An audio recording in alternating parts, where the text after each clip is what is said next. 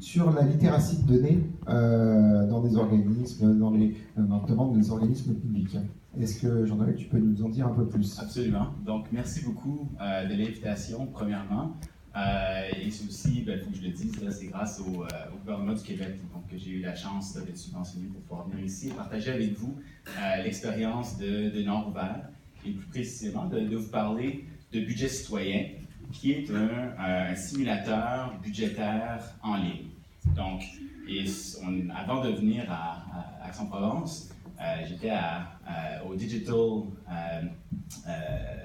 Week à Nantes et on parlait beaucoup, là, comme des sujets d'actualité, comme ici aujourd'hui à la conférence. Qu'est-ce qu'on fait une fois qu'il y a des données qui sont mises en ligne? Où sont les utilisateurs des données? Comment est-ce qu'on peut stimuler finalement cette réutilisation des données-là? Quelle est la plus-value? Comment dynamiser les processus d'engagement? Parce qu'il y a beaucoup de données que les gens ne sont pas nécessairement équipés pour pouvoir les manipuler, en faire la réutilisation, ou même collaborer entre eux pour pouvoir créer un nouveau type de dialogue en se fiant à des informations brutes. Donc, nous aussi, dans la lignée de Civic Tech et des données ouvertes, donc Nord-Ouvert, fondé en 2011 à Montréal, et nous avons eu la chance, dès le début de nos premières années, d'être approchés par un maire d'arrondissement à Montréal qui, lui, avait une tradition, là, justement, de consulter le public dans les consultations budgétaires. Et il disait, mais on met souvent des informations en ligne, c'est souvent les mêmes personnes qui viennent d'année en année et qui font part de leur perspective, comment on devrait faire des choix, comment on devrait mieux dépenser finalement les ressources limitées de la communauté par rapport à différents services, etc. L'arrondissement du plateau Mont-Royal avait fait en fait le premier budget participatif après Porto Alegre. Donc ils avaient cette tradition-là, justement très de démocratie très active et participative. Donc c'était très intéressant qu'ils avaient été capables de se mobiliser, mais là ils étaient vraiment à la recherche finalement de nouveaux outils, de nouvelles manières de faire les choses. Donc ils nous ont approchés et on a eu l'idée de créer un simulateur budgétaire. Donc en utilisant des vrais chiffres, donc des vraies données budgétaires, c'était vraiment de mettre les résidents de l'arrondissement dans les souliers, finalement, des décideurs et des élus. De les responsabiliser, finalement, et de rééquilibrer un peu la balance du pouvoir. Donc, en leur donnant un outil qui leur permettrait de chiffrer et de faire l'allocation des ressources en fonction de différentes questions qui leur étaient posées. Donc, notre outil que vous voyez derrière nous, Budget citoyen, ça c'est le site web, budgetcitoyen.com. Vous pouvez aller visiter le site, etc. Mais je pense que ce qui est le plus intéressant, c'est dans une optique, lorsqu'on regarde les données sur un spectrum, il y a des données fermées, des données partagées, des données qui sont ouvertes ou visibles, mais ensuite, il y a aussi des données qui deviennent beaucoup plus interactives après avoir fait des visualisations et tout ça. Donc, c'est vraiment dans la maturation, finalement, de comment on travaille avec des données pour stimuler et renouer finalement des liens de confiance avec les citoyens à travers de nouvelles technologies, comme la nôtre. Donc, nous avons créé cet outil-là et ça a très bien marché. Et ce qu'on remarque maintenant, c'est qu'il y a plus de 80 villes en Amérique du Nord qui utilisent notre outil. Le plateau Mont-Royal l'a utilisé plusieurs fois, donc à chaque année. Donc, ça devient très intéressant parce on voit un changement non seulement d'outils, de méthodologie, mais on voit aussi un changement de culture au sein des administrations publiques parce que ça leur force à dialoguer et de briser des silos au sein de l'administration publique pour dire mais sur quoi on va les consulter lorsqu'on va mettre ces données-là en ligne.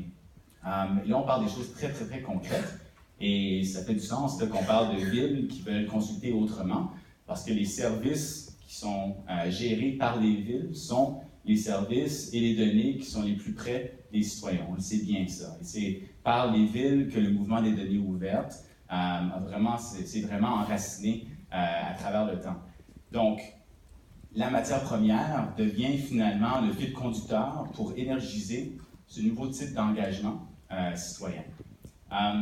Et une observation que l'on fait maintenant, c'est Bien, en fait, c'est que ça permet à différentes agences ou différents individus qui n'ont pas nécessairement l'habitude de se parler à l'intérieur des administrations publiques, de dialoguer et de réfléchir, bien, ces données-là, comment est-ce qu'on va consulter les citoyens? Quelles questions on va leur poser à base des données?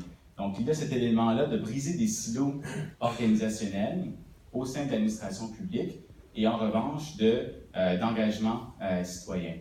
Brièvement, il y a quelques éléments là, pour décrire l'outil comme tel. Donc, il y a un volet, une invitation. Hein, quand on va sur une de nos consultations, on voit qu'il faut qu'il y ait la légitimité du maire ou d'un élu qui invite les citoyens à participer et à prendre part à cet exercice-là. Donc ça, c'est très important parce que sinon, on ne sait pas si on va avoir un impact en participant, en prenant le temps de compléter l'exercice. Donc habituellement, c'est un petit paragraphe là, qui invite, qui incite les gens, qui ajoute une crédibilité. Par la suite, il y a un volet éducatif où on partage des données, où on représente des données visuellement pour dire, bien, voici l'état du budget actuellement, voici où va l'argent de la communauté, les taxes, les impôts. Et ensuite, là, on rentre vraiment dans la simulation budgétaire où, à l'aide de glisseurs, okay, on appelle ça des glisseurs, des sliders, okay, on peut vraiment donc chiffrer et de faire des choix. Dire, ben, on veut, par exemple, que les piscines publiques soient ouvertes pendant plus longtemps le week-end. Ou bien ça, on peut le chiffrer parce qu'il y a des gens qui travaillent pour s'assurer que les piscines sont ouvertes. Et on veut que les patinoires, qu'il y ait plus de patinoires dans différents quartiers. Donc, toutes ces choses-là, ça rend visible, finalement, un écosystème des données à travers des services qui affectent la qualité de vie des gens. Donc, on passe à travers toutes ces questions-là, et vers la fin de la consultation, quand je parle d'une consultation, ce n'est pas un sondage, okay? C'est un exercice qui ne doit pas prendre plus que 10 à 12 minutes.